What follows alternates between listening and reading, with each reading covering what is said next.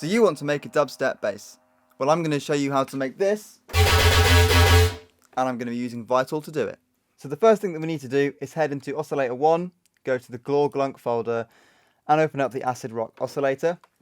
Bring the pitch down by 3 octaves, that's 36 semitones. Very nice. Whoop, done. Oscillator 2, load up basic shapes and keep it on a sine wave. Next, bring the pitch down by 2 octaves, which is 24 semitones. And now we're going to route Oscillator 2 through to Oscillator 1 via FM. Turn the level of Oscillator 2 down. And then we're going to bring the amount of FM down to about a quarter. But we're going to grab LFO 1 and we're going to modulate it so it's going up to about half of the amount. Like this. Done. Let's make the LFO a bit more aggressive. A bit more of a pluck. And now it's time to open up Oscillator 3, grab another basic shapes waveform. But rather than a sine wave, which has no harmonics, we're going to use a square wave because that has a lot more harmonics. Again, bring it down by 36 semitones so that we can really get the bass aspect of the sound. Done. Cool. Now we need to filter these sounds a bit. So we're going to route Oscillator 1 through to filter 1 and make it a high pass filter. I'm going to turn Oscillator 3 off for this. Very nice. I'm going to modulate that with LFO 1 on the amount and the resonance. Whoop, that sounds horrible. Let's do this. Whoop. Done. What if I decrease that? Get rid of that little harmonic. Cool. Next, we're going to route Oscillator 3 through Oscillator 2. Nope, filter 2. That's the one. And keep that as a low pass filter so that we can just get the bass. Nice. Right.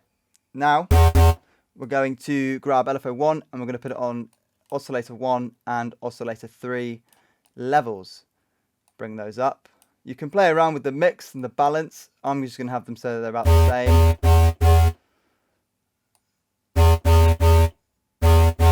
That will probably be alright. Now that we've got the foundations of our sound nailed, let's add some effects. When you're in your effects, open up chorus and just bring the mix down to about a quarter. All we're doing here is giving the sound a bit of width. Very nice, that should be fine. Distortion, you can use any of the distortion types. I'm going to use Sinefold because it's my favourite, because it's got the grit. Going to bring that down and I'm going to grab LFO 1, put it on distortion drive.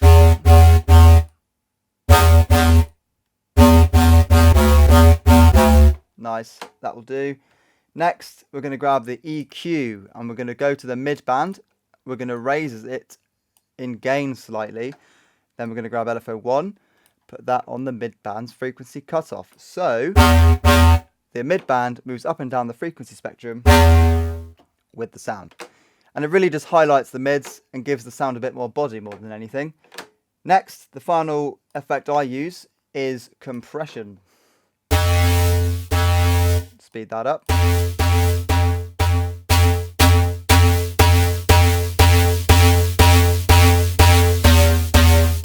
Very nice. Okay, so the last bit we want to do is turn this one shot into a loop. To do that, I'm going to grab LFO 2 and I'm going to map it to the rate of LFO 1. Very nice. Bit nasty, but nice. I'm going to decrease the rate of LFO 1 by just a bit. That's a scientific term there, a bit. Cool. And now I'm going to use the draw step tool to give this LFO a bit of shape. So first I'm going to go up. Nice. And then give it some step.